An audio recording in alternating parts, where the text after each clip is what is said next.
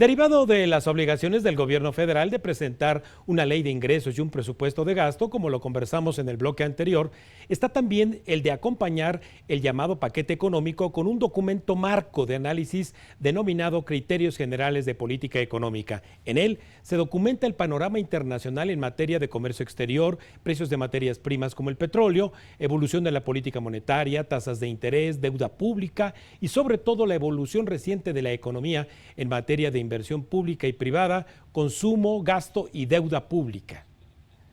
El día de hoy era el límite para que el Poder Ejecutivo, la Secretaría de Hacienda, representada ahí por Arturo Herrera, presentara el paquete económico del que le he comentado y que incluye también el escenario macroeconómico que desde la perspectiva del gobierno está considerando ocurrirá en el 2021 y que le ha permitido construir su propuesta para el año entrante. Y para ello, pues hay que reconocer que los expertos en el análisis macroeconómico es valioso para poder entender y conocer en cuentas claras el escenario actual y el que viene. Por ello, es que el gobierno federal, aunque supone lo que ocurrirá en el 2021, es que mejor le agradezco al maestro Pedro Tello Villagrán que converse con nosotros y de quien le comparto una breve semblanza.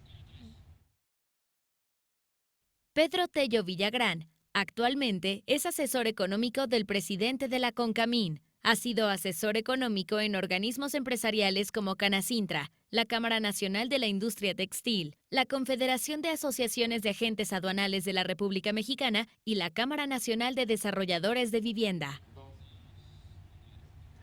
Muy buenas tardes, maestro Pedro Tello Villagrán. Te agradezco muchísimo a nombre de la Agencia Mexiquense de Noticias, del mío propio, nos concedas este tiempo en esta tarde que para ti, como todo economista profesional, estar al día apenas hace una hora con esta presentación del paquete económico, pero tú llevas seguimiento diario, cotidiano a la economía mexicana. Por ello, tu voz experta nos ilustrará mucho cuál es el escenario actual en el que se construye este paquete económico y los indicadores macro hacia el 2021. ¿Cuál es tu horizonte de análisis? Yo diría, para empezar, Raimundo, agradeciendo el favor de la invitación, que estamos frente a un panorama, el de la economía mexicana, marcado por una caída profunda y acelerada de la actividad económica nacional, acompañada fundamentalmente por dos signos muy inquietantes para lo que resta de este año y para todo el 2021. Por una parte, tenemos un sector empresarial que mantiene una percepción marcada por el pesimismo al momento de decidir invertir, y por otro lado tenemos a un consumidor cuyas decisiones de compra de bienes y servicios están contenidas por una estrategia defensiva para hacer frente evidentemente a cualquier emergencia que se pueda presentar. En esta circunstancia, una economía que cae es donde justamente se articula la política económica que va a entrar en vigor a partir del 1 de enero próximo, con una propuesta que en materia de gasto gubernamental parece una política económica, yo diría,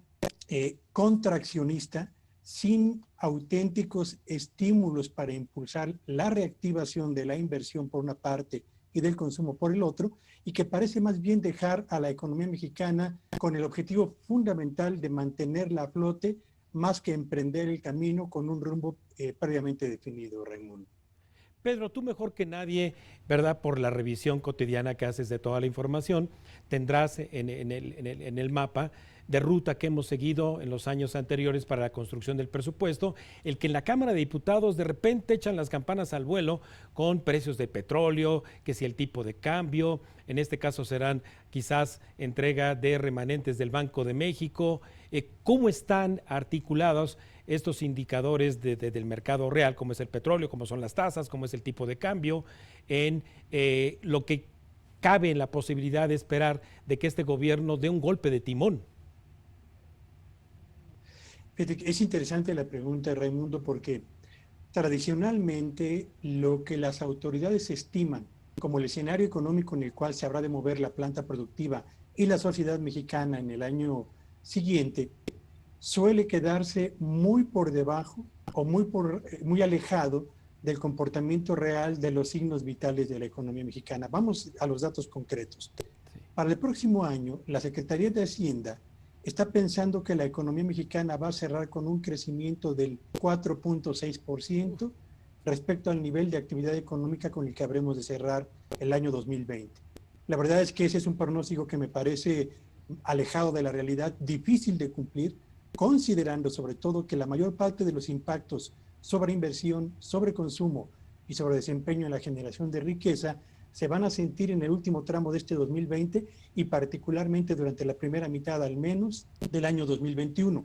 Están pensando y anticipando un precio promedio de exportación del petróleo mexicano del orden de los $42. En este momento, el precio de la mezcla mexicana de exportación ronda los $38. De modo que están pensando que el año próximo va una recuperación lo suficientemente fuerte en el ámbito mundial que propiciará un aumento en la demanda del petróleo de exportación mexicano y consecuentemente un mercado petrolero, yo diría, más amigable con el caso del petróleo de exportación mexicano, lo que no parece estar cumpliéndose en la mayor parte de las previsiones que a este respecto se hacen. Y suponen también, Raimundo, auditorio, un precio del dólar del orden de los $22, de los 22 pesos por unidad.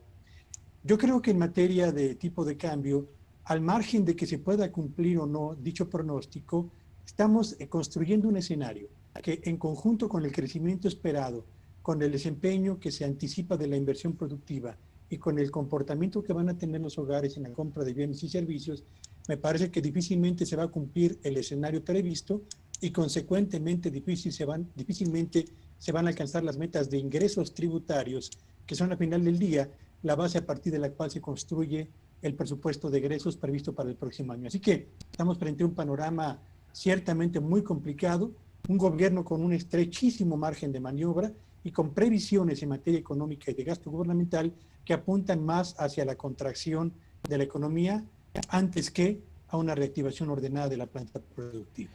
Pedro, nada menos el día de ayer justamente dos variables que explican el 87% del gasto en el Producto Interno Bruto, inversión y consumo. Malas noticias llegaron a casa, la inversión 17 meses con tasa anualizada negativa y el consumo con 6 meses negativos. El consumo, ¿qué lectura le haces tú en términos de la precarización del ingreso y del mercado laboral en lo particular? Evidentemente, el consumo depende fundamentalmente de la capacidad de la economía mexicana para generar empleos productivos y estables,